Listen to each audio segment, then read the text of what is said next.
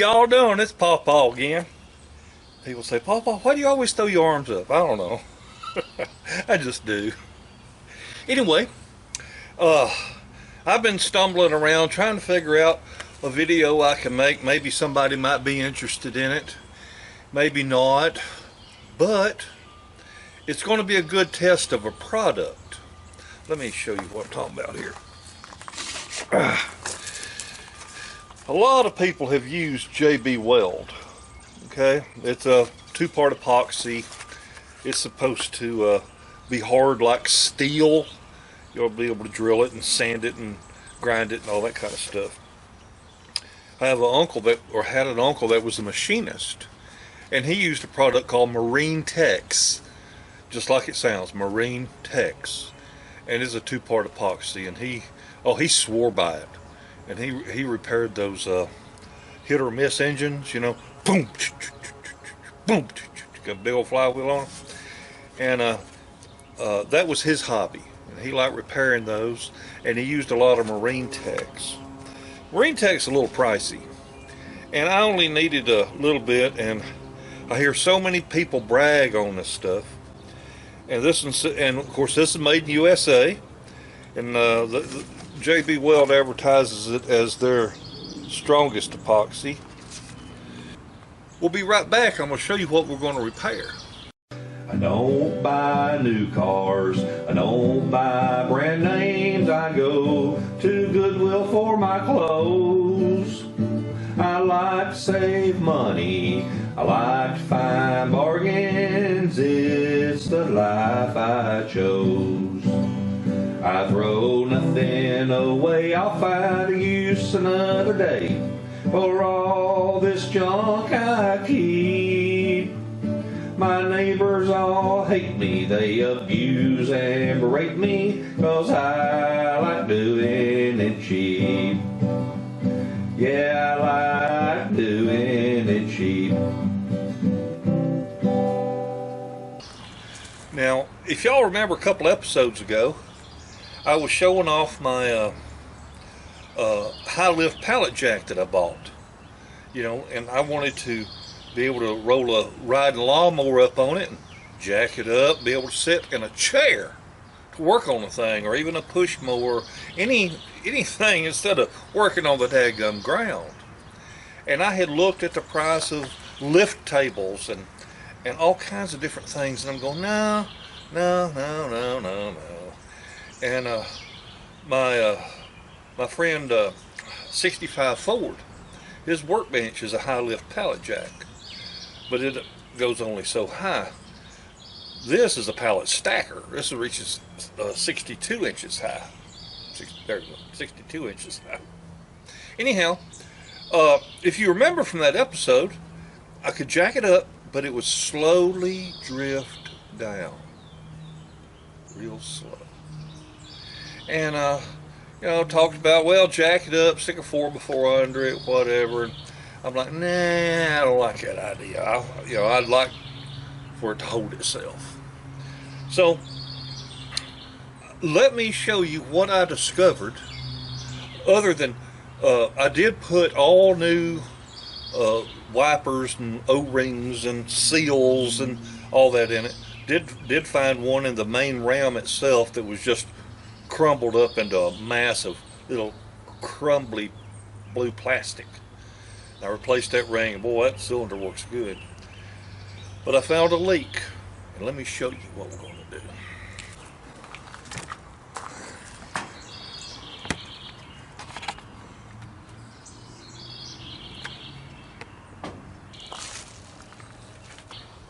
Now this is supposed to go in there, but right there, I don't know if you can see it, but this broke out right here. Okay? So I got this JB Weld, and what I'm going to try to do, because I don't have anything that would fit in there perfect, and it just about has to be perfect so it won't leak.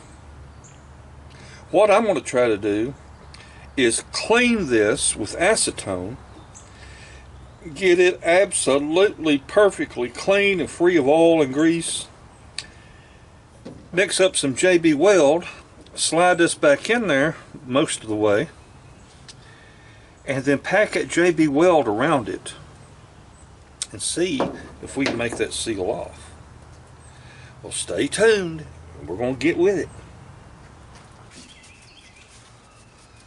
Well, now the first thing I'm going to do,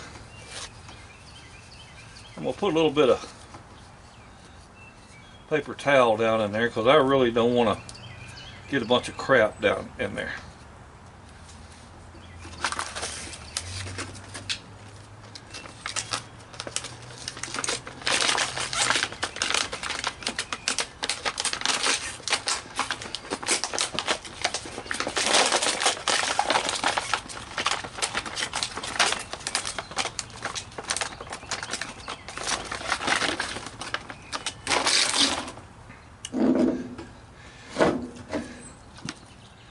And this is acetone.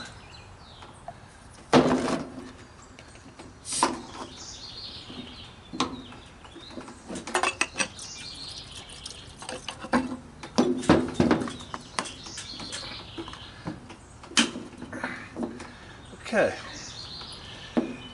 I'm using a little brass bristle brush because acetone eats plastic up. And I'm just going to try to clean this the best I can.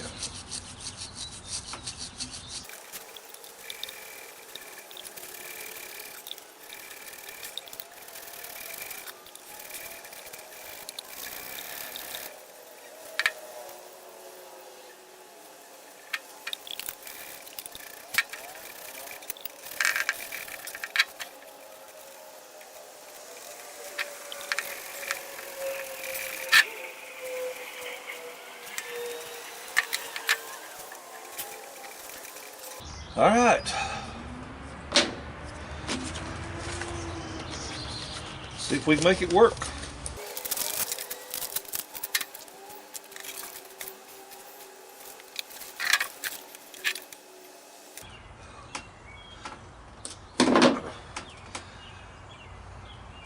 You can also see that this was chipped right here. Maybe you can see it, I don't know. Anyway, we're going to insert this.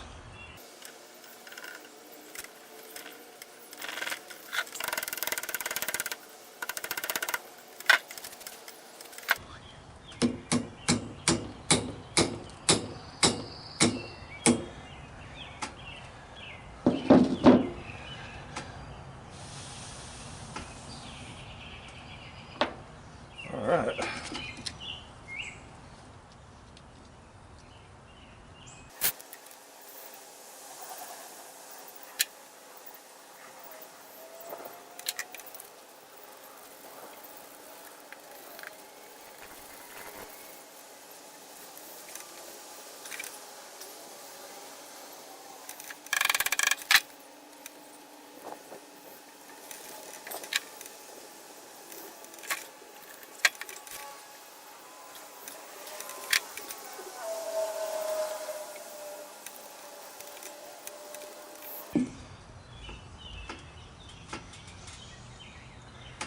All right, I'm going to let that set and we'll come back to it.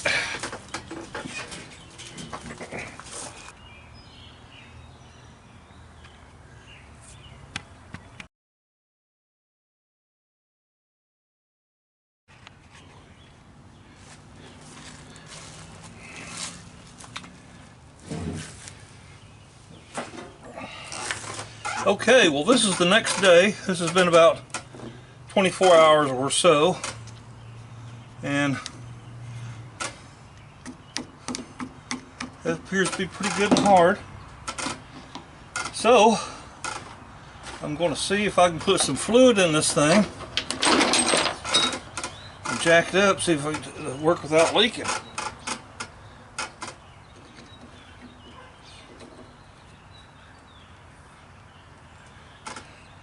Just compressing that washer, that O-ring.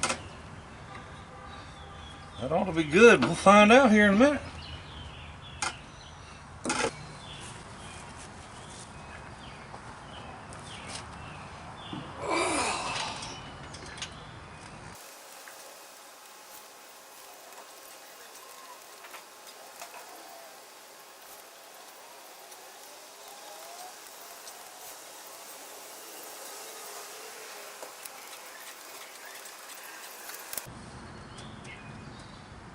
folks, I sure am proud to get this done. The repair we did does not leak yet. And I've already jacked it up once before, and it appears to be holding real good. I'll still put some kind of mechanical stop under it, so with a big lawnmower on it, you know, so it don't fall on somebody. And this is just temporary. This long pallet I got, I intend to cut it off to about 7 foot, and I'm going to put some wider boards on it so that when I do pull a ride lawnmower up here, it can be sitting on its tires. But my total investment that I have sitting here was $135 when I bought it.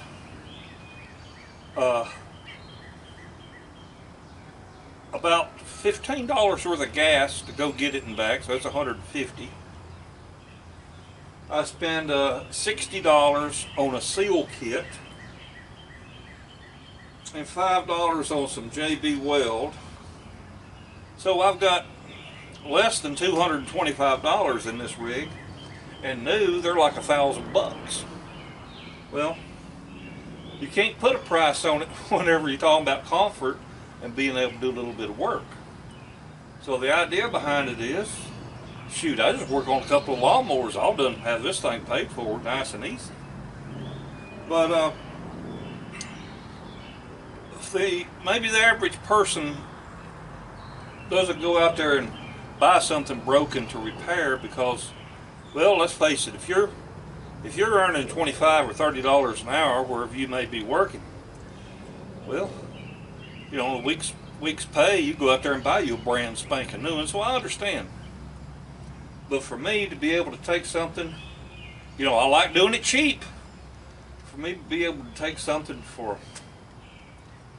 shoot, 20% of the cost of the new one, I can't beat it.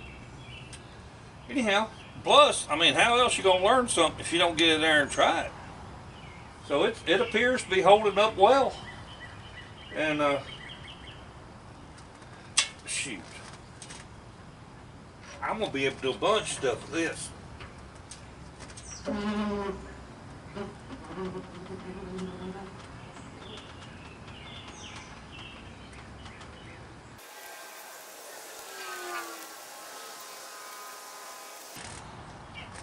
Y'all have a wonderful day and a better tomorrow. Bye, everybody.